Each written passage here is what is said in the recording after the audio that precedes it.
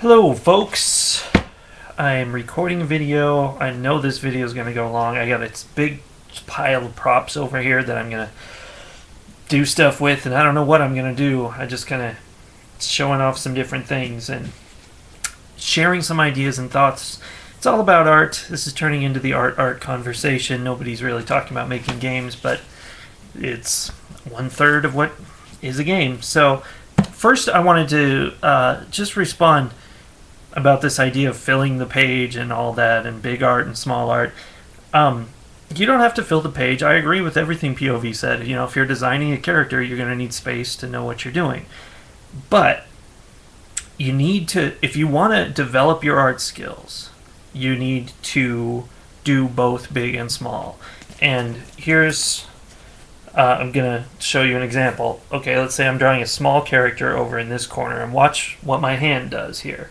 I'm drawing this small guy. Maybe it's I don't know what the hell that is. It's a creature of some kind. You see what I'm doing though? I'm moving only my fingertips because I'm doing very detailed work. Well, I'm doing very crappy work, but it's kind of hard from this angle. Apparently it's a duck, I guess, or something. It looks like this. So there, I was just manipulating my fingers. That's fine finger motion. Now I'm drawing a big thing here. It's a mountain. I'll draw a mountain. So here I'm going, ooh, look at that mountain. Well, that's exciting. I'm a really good artist because I made a great mountain. And here's some trees at the base of the mountain. Now here, what I'm doing when it's kind of a bad example because of the way I did it, but I was moving my whole arm. And also, let's say I wanted to make the sun up here. Now, ooh. Yeah, that's me trying to make a circle, by the way. Let me try again. There. In that case, again, it's my arm movement. My hand was perfectly steady for that entire time.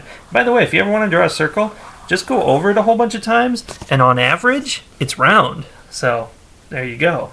You're winning on average. And, say I want to make a curve, I go like this. Now here's what I'm doing. My fingers, again, are perfectly still, but it's my wrist. Oh, you can't see my hand. It's my wrist that's doing the movement. So, you got 3 completely different sets of muscles here. Fingertips, wrist, and I guess elbow, but probably your shoulder too, I don't know.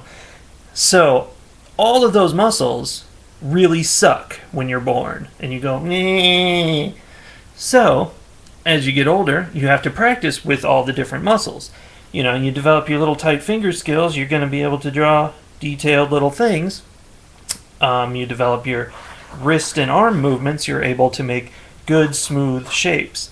I'm terrible at that. I remember in elementary school, they gave us a test where we had to cut a straight line on a piece of paper, and I completely failed that. I cannot make straight lines, I can't make smooth curves.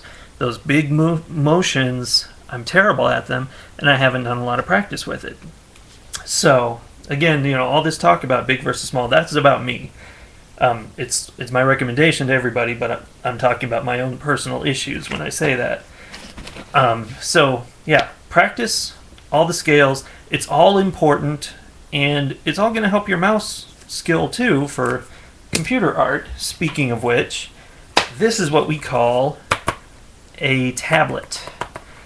I do not recommend all you people who, are trying to do art and you go, oh, I can kind of draw on paper, but I can't do it with a mouse. The mouse is so hard to control. What am I doing? Don't run out and get one of these thinking, oh, it'll be just like working on paper, because I got one of these. This is like 10 years old, I think. After about a week, I just tossed it aside. Never used it again until a couple months ago where I tried it again, and I was a little better, but not good. I never got any good at this.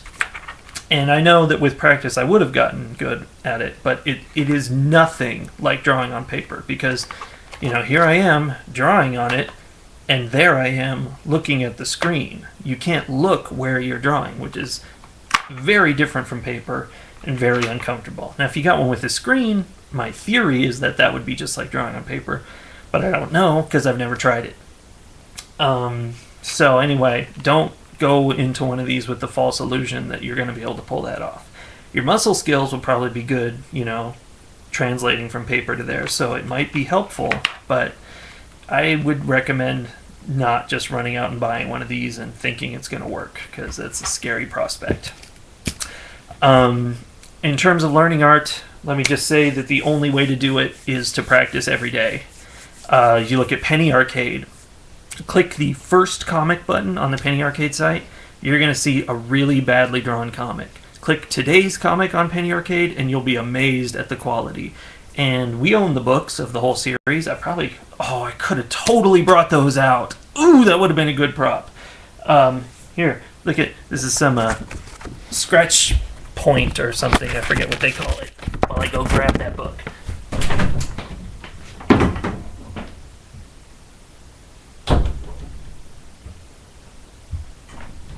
Okay, I'm back. Here I come. This is in I think high school or something.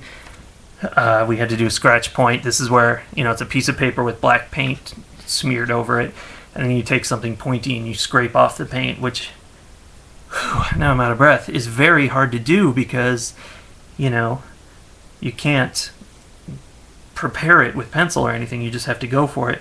And I'm proud of this guy. It's very poorly composited, but look at that. It's a demon cowboy creature with a giant hat.